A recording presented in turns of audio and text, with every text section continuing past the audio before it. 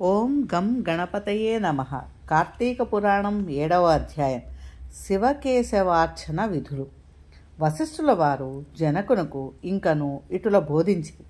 రాజా, కార్తీక మాసం గురించి దాని మహత్యం గురించి ఎంత వినినను తనివి తీరదు. ఈ మాసములో శ్రీ మహావిష్ణువును సహస్ర కమలాలతో పూజించిన వారి ఇంట లక్ష్మీదేవి స్థిరముగా ఉండును. తులసీదళములతో గాని బిల్వపత్రములతో గాని సహస్రనామ పూజ చేసిన వారికి జన్మరాహిత్యము కలుగును.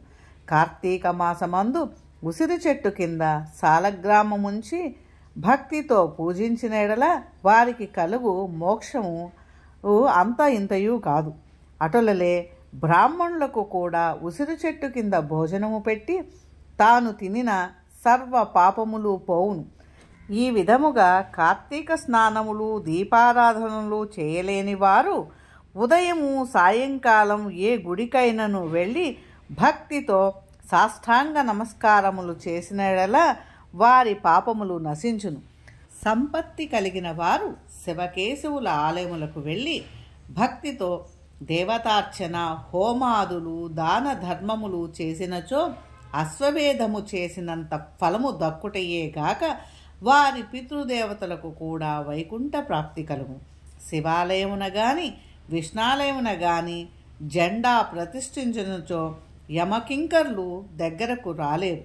సరికదా, పెనుగాలికి ధూళి రాసులు ఎగిసిపడినట్లు కోటి పాపములైనను పటాపంచలైపోను.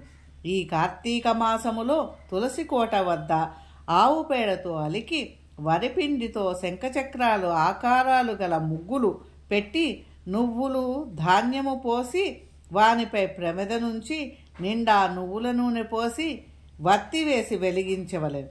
ఈ దీపము రాత్రింబవళ్ళు ఆరకుండా ఉండవలెను. దీనిని నందా దీపమందురు. ఈ విధముగా చేసి నైవేద్యమిడి కార్తీక పురాణము చదువుచుండిన ఎడల హరిహరులు సంతసించి కైవల్యము వసంగెదరు. అటులనే కార్తీక మాసములో ఈశ్వరుని జిల్లేడు పూలతో అర్చించిన ఆయుర్వృద్ధి కలుగును. సాలగ్రామమునకు ప్రతి నిత్యము గంధము పట్టించి తులసీదళములతో పూజించవలను.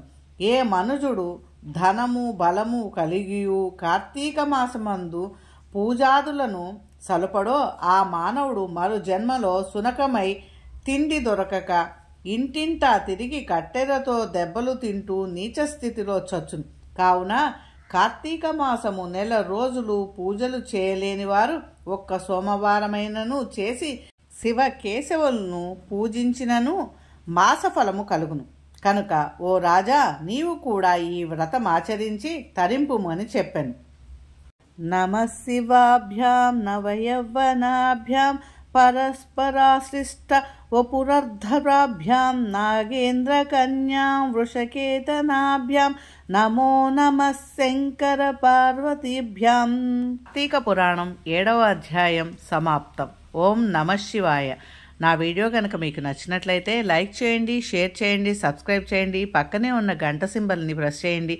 అప్పుడే నేను పెట్టిన వీడియోలు మీకు నోటిఫికేషన్లో వస్తాయి. Thanks for watching my videos.